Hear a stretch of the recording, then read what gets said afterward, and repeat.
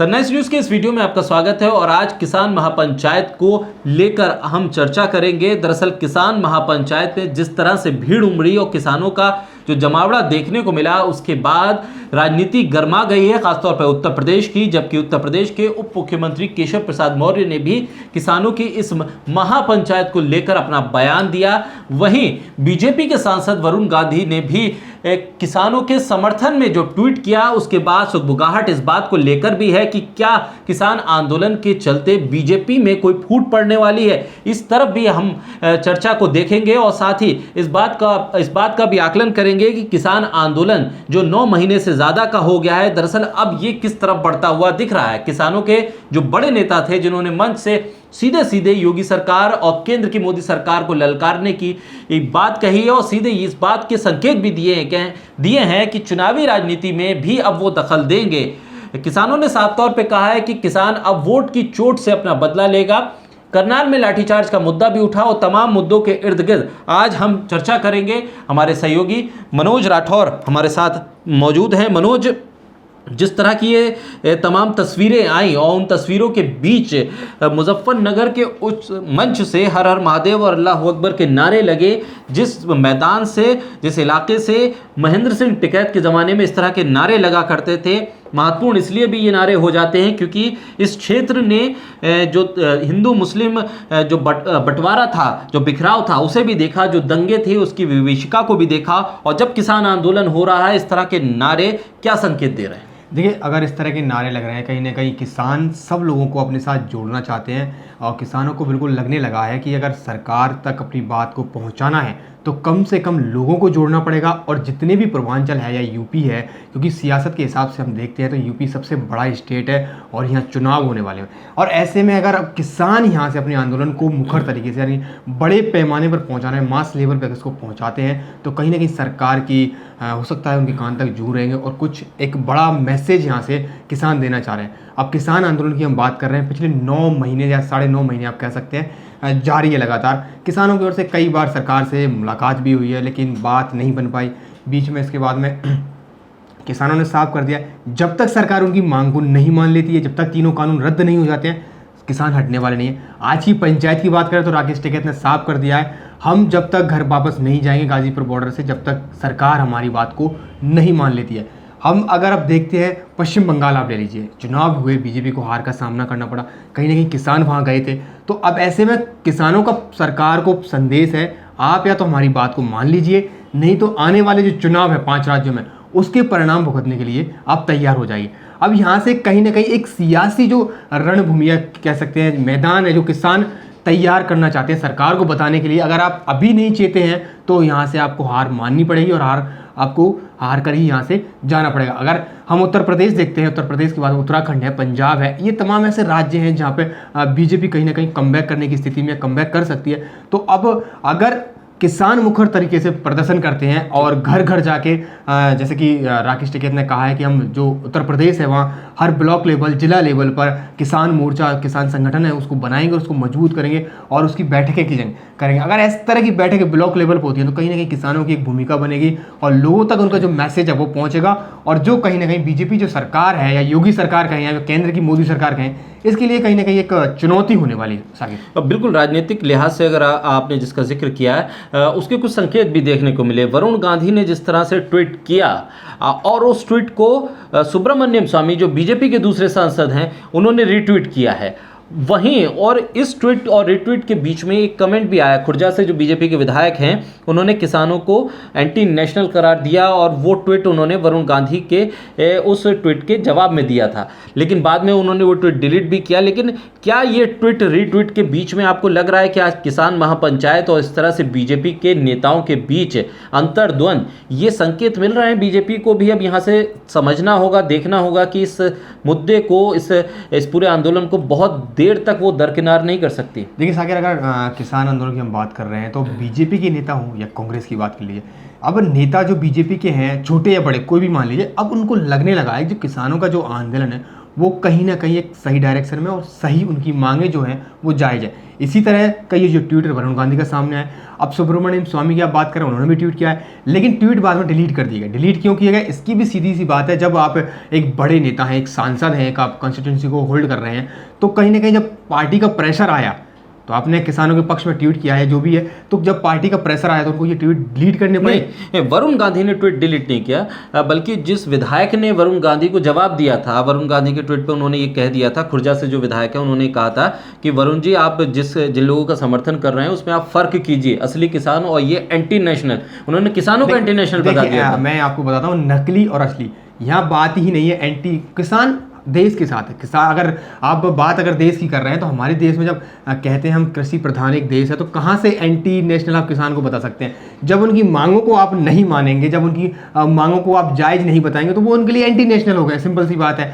जब किसान कह रहे हैं कि हमें तीनों कानून आप रद्द कीजिए, हमें संशोधन नहीं चाहिए उनमें, आप सरकार कह रही है हम उनमें संशोधन करेंगे, सरकार बात करने को तैयार है, किसान कह रहे हैं वो कंडीशन लगा देते हैं। जब आप एक कंडीशन के तौर पर बात की जाएगी तो आप क्यों बात करेंगे? जब किसानों की बात को सरकार नहीं मानती है या जो किसानों की मांगों को जब पूरा नहीं कर पा रही है सरकार, तो जो भी किसान विरोध कर रहे हैं उनको एंटी नेशनल बता दीजिए और उनको दूर कर दीजिए। तो ये सीधी सी बात है कि जो भी किसानों की बात को अगर नहीं मानेंगे तो, और किसान जब अपनी मांगों को लेकर विरोध करेंगे तो सीधी सी बात है सरकार को जो मैसेज जाएगा, सरकार की जो भूमिका वो नेगेटिव जाएगी, तो वो कहीं ना कहीं ऐसे किसानों को एंटी नेशनल बता रहे हैं। तो ये सीधा सी बात है। अगर किसानों की मांग सरकार मान लेती है तो कोई बड़ी बात नहीं, और नहीं मानती है उन मांगों को तो उनको एंटी नेशनल बताकर या लोगों को एक मैसेज दिया जा रहा है कि नहीं ये किसान नहीं है, ये नकली किसान है, ये एंटी नेशनल है, इनको वहाँ से फंडिंग हो रही है, यहाँ से फंडिंग हो रही है। ऐसा कुछ नहीं है। जो किसान विरोध कर रहे हैं वो सीधी सी बात है, उनको कहना है कि आप कानून को रद्द कीजिए और हमारी जो मांगे उनको पूरा कीजिए। ऐसे में मजबूरी क्या लग रही है आपको? केंद्र सरकार की एक क्या मजबूरी हो सकती है? 9 महीने तक एक आंदोलन को आप खींच कर ले गए।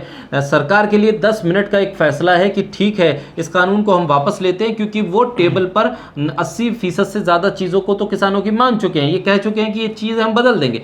बाकी 20% जो चीज़ें बची हैं उनको भी आप हटाकर एक नए कानून पर विचार कीजिए। मजबूरी क्या लग रही है कि सरकार की? क्या मोदी सरकार जो 2014 के बाद से ये अपने आप को दर्शाती रही है कि हम अपने किए गए फैसलों से पीछे हटने वाले नहीं हैं? क्या एक नाक की लड़ाई सरकार ने बना ली है कि अगर हम पीछे हट गए तो ये मैसेज चला जाएगा कि प्रधानमंत्री नरेंद्र मोदी अपने फैसलों से पीछे भी हटते हैं? देखिए, ये आपने आपका इसका जवाब आपने खुद दे दिया है। जो प्रधानमंत्री नरेंद्र मोदी वो हमेशा फ्रंट फुट पे खेलते हैं, बैक फुट पे उनको आना पसंद नहीं है। यही वजह है कि ये जो कानून है उनको 9.5 महीने तक लटका दिया गया। आप कह रहे हैं कि 80% बात को मान लिया गया, चलिए मान लेते हैं किसानों की 80% बात को मान लिया है, लेकिन 20% बात को क्यों नहीं मान रहे? जब 80% बात को हम मान सकते हैं तो 20% को मानने में क्या ही हर्ज है, क्या उसमें परेशानी है? लेकिन सरकार को ये तीनों कानून वापस लेना कहीं ना कहीं एक नाक का सवाल है। अगर ये तीनों कानून सरकार वापस लेती है तो उनको लगेगा नहीं सरकार बैकफुट पे आ गई है, जबकि नरेंद्र मोदी या जो भी केंद्र की सरकार है, बीजेपी सरकार है, वो नहीं चाहती कि वो बैकफुट पे आए, वो फ्रंट फुट पे खेलना चाहती है। कल विपक्ष यही बात उठाएगा, सरकार ने तीनों कानून वापस लिए तो विपक्ष सीधे तौर पर यही कहेगा सरकार के जो कानून थे वो काले थे और आखिरकार सरकार को ये कानून वापस लेने चाहिए, ले लिए, और ये 9.5 महीने बाद क्यों लिए, पहले ही ले लेते। तो अब कहीं ना कहीं ये कानूनों को वापस नहीं लेगी सरकार और वो सीधे तौर पर इनमें संशोधन की बात कहेगी, और संशोधन के लिए किसान तैयार नहीं है। और ऐसे में जब संशोधन को लेकर तैयार नहीं है तो आंदोलन सीधे तौर पर कहें तो आगे बढ़ने वाला है। और आगे स्टेकेज साफ कर चुके हैं कि आज़ादी का आंदोलन 90 साल चला था, हम इस आंदोलन को और चला लेंगे। कब तक चलेगा देख लेते हैं, 90 साल चलेगा, 4 साल चलेगा, अगले 2 साल में जब चुनाव होंगे 2024 में, सरकार वैसे उखड़ जाएगी तो हम वैसे मनवा लेंगे। यानी जो भी दूसरी सरकार आएगी हम उससे अपनी बात मांगे मनवा लेंगे। यानी किसान बिल्कुल प्रतिबद्ध है, किसान बिल्कुल प्रतिबद्ध हो गए हैं। उन्होंने साफ कर दिया है, यह ठान लिया है कि वो जब तक बिल वापस नहीं हो जाते, रद्द नहीं हो जाते, वो नहीं हटेंगे। चाहे ये सरकार करे या ना करे, दूसरी सरकार आएगी वो करेगी। बिल्कुल मनोज, जिस तरह से आपने जिक्र किया कि जो किसान हैं वो अपनी मांगों को लेकर दृढ़ निश्चय कर चुके हैं, शायद उसी का एक उदाहरण था कि राकेश टिकैत से जब हमारी बात हुई यहाँ मुजफ्फरनगर जाने से पहले गाज़ीपुर बॉर्डर पे, तो उन्होंने ये कहा था कि मैं घर नहीं जाऊँगा, मैं तभी घर जाऊंगा जब मेरी मांगे, किसानों की जो 3 मांगे हैं वो पूरी होती हैं। और आज मंच से भी उन्होंने कहा कि मैं धरती पर पैर नहीं रखूंगा, गाड़ी से आया था गाड़ी से जाऊंगा, मुजफ्फरनगर की धरती पे पैर तभी रखूंगा जब किसानों की तीनों मांगे पूरी हो जाएंगी। तो जब एक नेता, एक बड़ा किसान नेता मंच से इस तरह का मैसेज देता है तो क्या ये जो नीचे बैठे उसके तमाम कार्यकर्ता, सपोर्टर होते हैं, उनके लिए भी एक बड़ा मैसेज होता है कि अब किसान उस स्थिति में है कि यहाँ से वो पीछे नहीं हटेगा, अपनी मांगों को मनवाए बिना कैसी भी परिस्थितियाँ हों वो पीछे नहीं हटने वाला? देखिए शाकिर, इस मैसेज का बहुत बड़ा ये मैसेज है एक। आप एक देखिए, जब राजनीतिक रैलियां होती हैं तो कहीं ना कहीं जो आपके बड़े नेता हैं वो जब मंच से कोई भाषण देते हैं या कोई बात कहते हैं तो वो हर कार्यकर्ता के दिल और दिमाग में छा जाती है। तो वही उसी एंगल को आप यहाँ से उठाइए। और राकेश टिकैत ने जो कहा कि मैं घर नहीं जाऊँगा, मैं ज़मीन पर पैर नहीं रखूँगा, तो वो गाड़ी से गए और गाड़ी से ही वापस आ गए। तो कहीं ना कहीं एक बड़ा मैसेज कार्यकर्ताओं को गया है, किसानों को गया है, जो संगठन को जमीनी स्तर पर मजबूत कर रहे हैं। तो ऐसे में अगर जब किसानों को इतना बड़ा मैसेज आएगा कि अपना एक बड़ा नेता जिसने कहा कि मैं घर नहीं जाऊंगा, ज़मीन पर पैर नहीं रखूंगा, जब वो इतना कर सकता है तो हम क्यों नहीं कर सकते। जब हम गांव में रह के, घर रह के, अपने ज़िले में मुख्यालय पर रह के इस संगठन को मजबूत कर सकते हैं और यहाँ से एक बड़ा जो किसानों का हुजूम है वो सरकार से बातचीत के लिए वहाँ जाए, दिल्ली बॉर्डर पर डटा रहे। जब लोग डटे हुए हैं तो हम भी ये कर सकते हैं। तो ये एक बड़ा मैसेज गया है कि भाई हमारे जब नेता ये कर रहे हैं तो हम भी इसको करेंगे, और जब तक किसानों की मांग सरकार नहीं मान लेती, संगठन में काम करेंगे, उसको मजबूत बनाएंगे। अब इस महापंचायत का एक मैसेज आप समझिए कि जब ये मैसेज ये गया है कि भाई अब 10 और 11 को बड़ी मीटिंग लखनऊ में होने वाली है, उसके बाद में ब्लॉक, जिला और उसके बाद स्टेट लेवल पर, यानी कि उत्तर प्रदेश में हम बात कर रहे हैं, तो उसमें पूरे किसान संगठन को मजबूत किया जाएगा। उसके बाद में जब ये चुनाव का एक माहौल बनेगा तो किसान घर घर जाएंगे, लोगों से संपर्क करेंगे, वो एंटी गवर्नमेंट यानी कि हो सकता है योगी के खिलाफ प्रचार करेंगे। और कहीं ना कहीं सरकार जब उनकी बात नहीं मानेगी तो उनके पास यही है कि चुनाव में वो सरकार यानी बीजेपी के खिलाफ एक भूमिका बनाए और जो वोट बैंक है उसको बीजेपी से छीनकर कहीं और दूसरी जगह शिफ्ट किया जाए। तो कहीं ना कहीं एक मैसेज बीजेपी को जाएगा। अगर किसान ये सब करते हैं, उनका संगठन मजबूत बनता है, तो बीजेपी को उसके बारे में सोचना पड़ेगा कि अगर चुनाव जीतना है तो कहीं ना कहीं किसानों को या तो साथ लेके चलना पड़ेगा या उनकी मांगों को मानना पड़ेगा। तो मांग मानना यानी कि तीनों कानूनों को रद्द करना है। अब किसानों के पास कोई ऑप्शन नहीं है, सरकार के पास भी कोई ऑप्शन नहीं है। सरकार संशोधन की बात कर रही है, अब किसानों के पास ने साफ कर दिया संशोधन हमें नहीं चाहिए, आप रद्द कीजिए और आगे बढ़िए। बिल्कुल। क्या ये किसानों की नाराज़गी एक भारी पड़ने जा रही है 2022 के विधानसभा चुनाव, 2024 के लोकसभा चुनाव में? क्योंकि हमने देखा है कि यूपीए 1 से जब यूपीए 2 आई थी तो यूपीए 1 के आखिर में जो फैसला हुआ कर्ज माफ़ी का, किसानों की कर्ज माफ़ी का, तो उसने एक मैसेज दिया किसानों के भीतर और कहा यह गया कि उसी का नतीजा था कि यूपीए 2 की वापसी हुई। अब जब किसान यूपीए 1 से खुश था तो उसने यूपीए 2 की वापसी करवाई। ऐसे स्थिति में अगर हम मौजूदा परिस्थिति को पढ़ें तो जब किसान नाराज है तो वो सरकार को बैकफुट पर भी ला सकती है और सत्ता से उतार भी सकती है। क्या इन हालात पे अब बीजेपी किसी नई रणनीति पर काम करेगी? क्योंकि तमाम चीज़ें उसने करके देख ली, तमाम बड़े नेताओं को पश्चिमी उत्तर प्रदेश के गाँव में भेज कर देख लिया। हरियाणा की स्थिति हम देख रहे हैं कि वहाँ पर बीजेपी के प्रदेश अध्यक्ष का विरोध होता है, मुख्यमंत्री का विरोध होता है, विधायकों का विरोध होता है, गठबंधन में जो पार्टी है उसके विधायक भी नाराज हो जाते हैं। ऐसी स्थिति में अब ये किसान जब आप लखनऊ या पूर्वी उत्तर प्रदेश की तरफ बढ़ेंगे तो वहाँ जो माहौल अब क्यों बनेगा विधानसभा चुनाव से कुछ महीने पहले, तो ये एक मुश्किल भरी घड़ी हो सकती है योगी आदित्यनाथ के लिए, क्योंकि वो एक बड़े चेहरे के तौर पर बीजेपी में उभर रहे हैं। देखिए शाकिर, अगर बात आप चुनाव को लेके कर रहे हैं तो बीजेपी के लिए खतरा 2022 नहीं, 23 भी है, 24 भी है। 23 में भी 5 राज्यों में, राजस्थान, मध्य प्रदेश में भी चुनाव है। इसके अलावा 24 में लोकसभा चुनाव है। तो ऐसे में आप ये देखिए कि बीजेपी के लिए जो मुश्किल वाला जो वक्त है वो शुरू हो चुका है। अब इसको बीजेपी क्या रणनीति बनाती है, किसानों के साथ क्या करती है, ये दूसरी रणनीति बनाती है। अगर किसानों को अपने साथ लेना है तो बीजेपी को अपना स्टैंड चेंज करना पड़ेगा, यानी कि जो बिल है उनको रद्द करना पड़ेगा। अब आप ये समझिए, अगर किसानों को साथ नहीं लेती है बीजेपी तो क्या होगा। हर घर में आप ये मान लीजिए किसान, कोई ना कोई एक किसान है। आप गाँव में जाओगे, हर किसान है, उनके कहीं ना कहीं लिंक है दूसरे शहरों में भी है, जो भी है, तो एक किसान हर जगह मिलेंगे आपको।